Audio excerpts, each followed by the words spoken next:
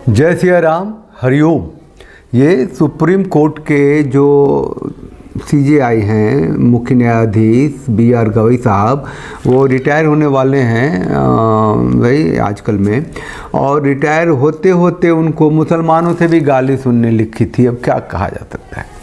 हुआ क्या कि कोई तलाक के हसन होता है, ट्रिपल तलाक तो था। अब तलाक के हसन का मुद्दा भी कोई कोर्ट में लेके चला गया। बी.आर. गवई साहब का माथा गया घूम। बोला अरे भैया ये कौन सा तलाक लेके आ गए हो कि हर महीने में एक बार, फिर 3 महीने में ये पूरा होगा। ट्रिपल तलाक तो ख़त्म हो गया था और संवैधानिक घोषित हो गई थी। तो फिर उनको मुस्लिम पर्सनल लॉ बोर्ड को लिखना पड़ा और मतलब माथा घूम लिया कि भैया तलाक़ों की लंबी सूची फहरिस्त उनके सामने आ गई, कौन कौन सा तलाक हो सकता है।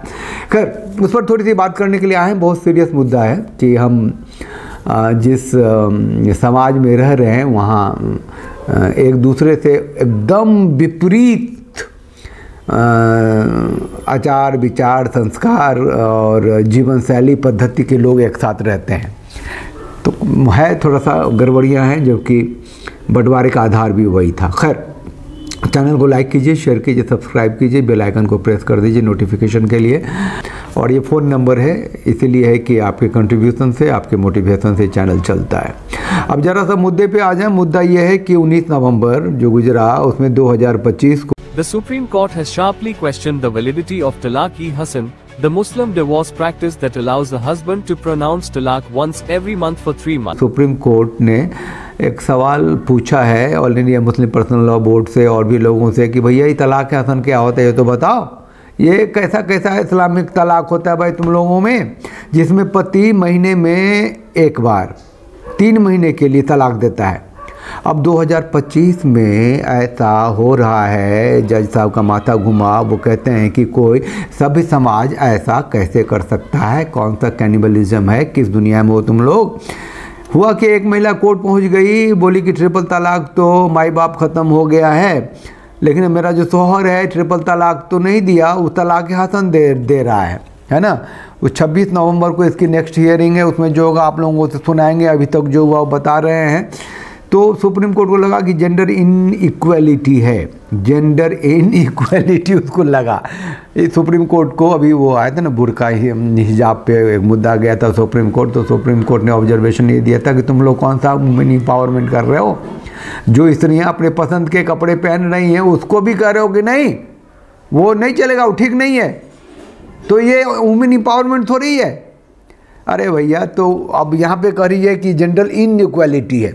चलो ठीक है, ज़रा सा मैं बताऊँ, मैंने जो देखा है ग्रोक से पूछा था, चैट जीपीटी, जेमिनी से, गूगल से। हाँ, तो उसने उन लोगों ने ये बताया कि तलाक हसन जो है सुन्नी हनफी संप्रदाय में प्रचलित है। तलाक हसन जो है साइंटिफिक है, बहुत साइंटिफिक है भाई। कैसे साइंटिफिक है कि अचानक से तलाक दे दो और पता चला कि तलाक कहने से पहले पत्नी के साथ सहवास किए थे, उसके पेट में बच्चा रह गया था जो अगले महीने में जाके पता चलेगा, तो भैया तो प्रॉब्लम हो जाएगी। कहेगी कि तलाक तुमने दे दिया लेकिन मेरे पेट में तेरा बच्चा है, वो कहेगा तलाक दियो तो 1 महीना हो गया। तो ये सब लफड़ा से हटने के लिए बड़ा ही साइंटिफिक तरीका है तलाक हसन। लिखा है कि तलाक हसन बेगम को 3 लगातार तहर मासिक चक्र के बाद की शुद्ध अवधि, जो पीरियड्स होते हैं स्त्रियों में, उसके बाद जो फारिग होती है उससे में एक बार तलाक का उच्चारण करता है। तो इसी तरीके 3 महीने में वो 3 बार करेगा। 90 से 100 दिन का वो कोर्स होता है ना। वो मेडिसिन है, टैबलेट है या इंजेक्शन है, पहला लिया तो भैया तबीयत ठीक हुई नहीं हुई, घरवाली का माथा ठीक हुआ नहीं हुआ, उसको बुद्धि आई, ठिकाने आई नहीं आई, तो भैया ठिकाने आ गई तो आ जाओ, चलो अब बाकी 2 है वो नहीं होगा। लेकिन नहीं हुआ तो फिर दूसरा भी हो जाता है, दूसरी बार फिर इंतज़ार करता है, फिर पीरियड से होगी, पूछता रहता होगा। कुछ लोगों का तो खैर ज़्यादा उम्र हो गया तो होता भी नहीं है, या फिर डिस्टर्ब है, टाइम से नहीं हुआ, साइकिल नहीं हुआ, तो एक ऐसा तलाक हसन जुड़ा हुआ है, पीरियड से जुड़ा हुआ है इसके हिसाब से। तो खैर दूसरा बार पीरियड हुआ, फारिग हुई तो फिर उसने तलाक कह दिया, फिर तीसरा बार, इस तरीके से 3 डोज में ये तलाक पूरा होता है। और नहीं, उसको थोड़ा सा जानने के लिए, जो हिंदू शेरनियाँ हैं, होंडा शेरनियाँ हैं, लव जिहाद की शिकार बनती हैं, कहते हैं कि मेरा अब्दुल ऐसा नहीं है। तो अब्दुल ऐसा वैसा तो छोड़ दो, अब्दुल जो ज़िंदगी जीता है जिस इस्लामिक पद्धति में, उसमें ऐसा होता है ना। ट्रिपल तलाक असंवैधानिक घोषित हुआ तो तलाक़े हसन है सामने। भारत में मुस्लिम पर्सनल लॉ बोर्ड है जो तलाक़े हसन को मान्यता देता है। सुप्रीम कोर्ट ने इसकी वैधानिकता पर सवाल उठाए हैं। तलाक देने के तरीके पर एक वकील के माध्यम से नोटिस भेजा है। लो भैया, ये तलाक देने का कौन सा तरीका है, इसको तो बताओ हमें, हम यहाँ काहे बैठे हुए हैं घास चलने के लिए। मुसलमानों में तलाकों के तरीके की लंबी सूची है, लंबी। एक कहोगे दूसरा आ जाएगा, दूसरा कहोगे तीसरा आ जाएगा। अभी ज़्यादा नहीं, अभी जो मौलाना मौलवी सब जो कहते हैं कि भैया हमारे कुरान में जो हदीस हैं, जो आयात हैं, जो तलाक है, जो जीवन शैली बिल्कुल परफेक्ट है, कोई कम नहीं है, कोई ज़्यादा नहीं है, औरतों को उतना अधिकार दिया हुआ है। तो उसमें वो बोलते हैं क्या कि अभी हम लोगों ने सुना था ना, सानिया मिर्ज़ा ने तलाक ले लिया पाकिस्तानी क्रिकेटर से। तो तलाक नहीं था, खुला था। अब खुला लेगी तो मतलब कि लड़की लेगी, खुला लेगी तो चूँकि वो लड़की, वो बेगम है, वो अपना तलाक ले रही अपनी मर्ज़ी से, तो मेहर की जो रकम कम होती है निकाह टाइम में, कबूल है, कॉन्ट्रैक्ट होता है, इतना मेहर में मेरे साथ तो होगी, बच्चे पैदा करोगी, जो भी है, तो उसको मेहर भी नहीं देना पड़ा। और वैसे तलाक खा के अगर तुम उसी घर वाले के साथ रहना चाहते तो हलाला करना पड़ता है, तो खुला में हलाला भी नहीं करना पड़ेगा। तो ये आराम से तसल्ली से भारत में रह रही हैं, भारत की बेटी होकर रह रही हैं कि बेटी थी बहू बनने चली गई थी पाकिस्तान की सानिया मिर्ज़ा, खोला ली थी, खुला, ठीक है। और लिखता है कि ऐसे ही तलाक ए तफवीज़ भी है, तलाक तफवीज़ भी ऐसा ही है जहाँ स्त्रियाँ अपनी मर्ज़ी से तलाक लेती हैं। अब जो केस है तलाक़े हसन का बीआर गवे के सामने में, उसमें जो महिला थी उसके बारे में बता दें, जो कौन कौन से लोग हैं। उनका नाम है बेनज़ीर हिना की याचिका का मामला है। अब वो कहने गई कोर्ट में कि हमारा तो निकाह हुआ था, होते ही इसने दहेज मांग लिया। दहेज मांगा तो मांगा, फिर उसने डोमेस्टिक वायलेंस, घरेलू हिंसा भी की, ठोका पीटा होगा। लिखा हुआ है हदीस में कि थोड़ा बहुत हल्के चपेट दे सकते हैं अगर वो बात ना माने तो, ठीक है, नहीं तो उसके साथ सोना वोना छोड़ सकते हैं। जो भी है, घरेलू हिंसा की बात की तो उसे बढ़ते बढ़ते क्या हो गया कि वो गई अपने माई के पीछे से, इसने नोटिस भेज दिया तलाक़े हसन का, पहली नोटिस। ओ तेरी के, पहली नोटिस भेजी तो कि अब इनको पता कैसे चला कि वो मासिक चक्र पूरा हो गया, जो भी है। तो पहली नोटिस गई तो फिर दूसरी भी आ जाती, फिर तीसरी भी आ जाती, फट से आ गई सुप्रीम कोर्ट में।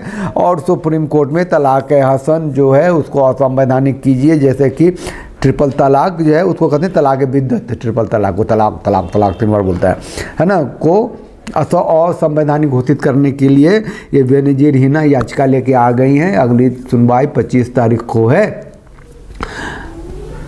बुर्का जो है ना, हिजाब ऊपर से नीचे तक जो ढक के रखते हैं, वो जब तक वो स्त्रियां मानती रहेंगी तब तक उनकी कंडीशनिंग हुई पड़ी रहेगी, है ना, क्योंकि वो बुर्का नहीं है, वो माथा से लेकर सर तक ढका हुआ नहीं है, आँखों के आगे जाली नहीं है, वो कंडीशनिंग है। वो तलाक़े बिद्दत कहूँगा तो मान ले, उसके डर से यहाँ रह, तलाक़े हसन कहूँगा तो मान ले, उसके डर से यहाँ रह। और वो जो है होरों की सरदारनी बन बैठ के यहाँ भी और वहाँ भी, उनकी जीवन शैली है, उनकी जीवन पद्धति है, हमें जानना चाहिए, सुनना चाहिए, समझना चाहिए हमें, हमारे समाज को, क्योंकि रह तो रहे एक साथ ही, हंगामा मचाए हुए हैं कि यहाँ ब्लास्ट हो गया, वहाँ ब्लास्ट हो गया, वो ये करता है। ब्लास्ट वाला मुद्दा भी है, हदीस में है, उस पर भी डिस्कस होती रही है। वहाँ भी अलग तरीके से कन्विंस लोग करते हैं, और वहाँ भी अलतकिया होता है। क्या ऐसा है क्या इस्लाम में? एक आदमी को मारो पूरा इंसानियत ही कत्ल है। एक आदमी कौन है? वो मुसलमान ही है, बाकी जो मुसलमान नहीं है काफिर है, तो बाजी पे कत्ल है, 36 जगह लिखी पड़ी है। और काफिर की जो स्त्रियाँ माले गनीमत है। सबसे बड़ी बात है कि and value of the religion है कि आखिरी आदमी मुसलमान, आखिरी इंची तक मुसलमान की। तो जब आखिरी आदमी मुसलमान होगा, आखिरी इंची ज़मीन तक मुसलमानों की होगी, आखिरियत होगी, ख़त्म होगा, कब्रों से निकल के आएंगे लोग, जन्नत जाएंगे, वहाँ अल्लाह बहतर हो रहे, शराब की नदियाँ, मधु की नदियाँ, जो भी है। तो दूसरा कौन रहेगा फिर? एंड वैल्यू ही तो है, ख़त्म करो जो मुसलमान नहीं है उसको। तो उसको बनाए रखने के लिए इनको फैलना पड़ता है बहुत तेज़ी से। कभी भी देखते होंगे ना आप कि दुनिया का सबसे तेज़ी से फैलने वाला रिलीजन इस्लाम है। सबसे ज़्यादा पैदा कर रहे हैं भाई, सबसे ज़्यादा माइग्रेट कर रहे हैं, सबसे ज़्यादा इनकलाब कर रहे हैं। जहाँ भी 2-3-4% हो गए, अपनी मस्जिदें हो गई, अपना कुरान हो गया, अपना मदरसे हो गए, इनकलाब हो गया, और मतलब पूरी दुनिया बेचैन है। अब थोड़ी थोड़ी बुद्धि आ रही है तो लोग अपना हिसाब से कानून बना रहे हैं। खैर फ़िलहाल उनका मतलब पूरा लबो-लुआब ये है, मोरल ऑफ द स्टोरी ये है कि उन्हें अगर इन चीज़ों से मुक्ति मिल गई, मुस्लिम औरतों को तलाक से मुक्ति मिल गई, कोर्ट में जाना पड़ेगा सारे तलाक के लिए, बुरके से मुक्ति मिल गई, जीने का तरीका मिल गया। अब ये कहेंगे ये सब पढ़ाई लिखाई से होगा। नहीं नहीं नहीं नहीं नहीं नहीं, पढ़ाई लिखाई से इसका कोई दूर दूर तक मतलब नहीं है। इसका मतलब कंडीशनिंग से है। चूजा निकला अंडे से कि उसको धर दिया पिंजरे में। अब वो मतलब जब जवान हो गया पिंजरे में, अब खोली दो पिंजरा, उसको उड़ना आता कहाँ है। तो ये है कंडीशनिंग। तो चलिए एक कोर्ट पहुंची है, तो तलाक बिद्दत भी ख़त्म हुआ है, तलाक हसन भी ख़त्म होगा, तो फिर कोई तीसरा आएगा। देखते हैं, आप लोग साथ दीजिए, साथ रहिए, अपनी प्रतिक्रिया जरूर दीजिएगा कि मुसलमान महिलाओं को क्या राहत मिलेगी। सबसे बड़ी बात है कि जो थोड़ा सा लिबरल हो रहे हैं ना मुसलमान, हाय हाय हाय हाय, उनको जो थप्पड़े लग रहे, जो चपेट लग रही है स्त्रियों के हाथों, हमें आनंद आता है। इसीलिए कि भैया मरने के लिए सारे दूसरे ही थे क्या।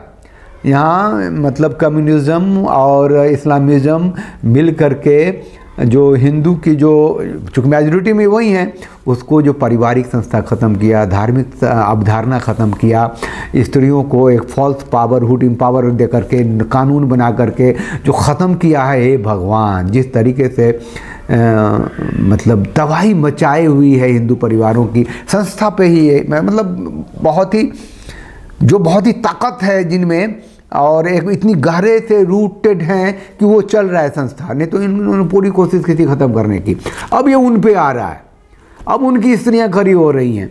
देखते हैं क्या होता है। जय सिया राम, हरिओम।